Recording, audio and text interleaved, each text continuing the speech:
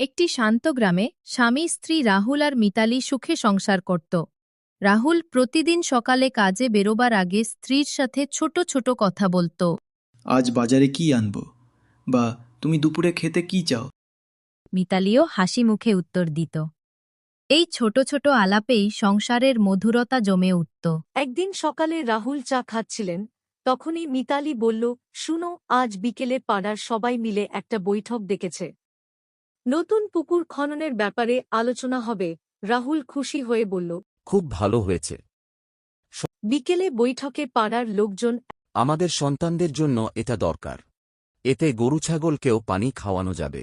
আলোচনা চল হাসিখুশির পরিবেশে। রাহুলও নিজের মতামত দিল। আমাদের একসাথে কাজ করলেই গ্রাম সুন্দর হবে। বাড়ি ফিরে মিতালি বলল, দেখলে, সবাই মিলেমিশে কাজ করলে সংসারের মতো গ্রামও শান্ত থাকে। রাহুল মাথা নেড়ে হাসল। এভাবেই স্বামী স্ত্রী সংসারের ছোট ছোট কথার মধ্য দিয়ে পারিবারিক ভালোবাসা বাড়াত আর পাড়ার লোকজনের সাথে মিলেমিশে এক সুন্দর সমাজ গড়ে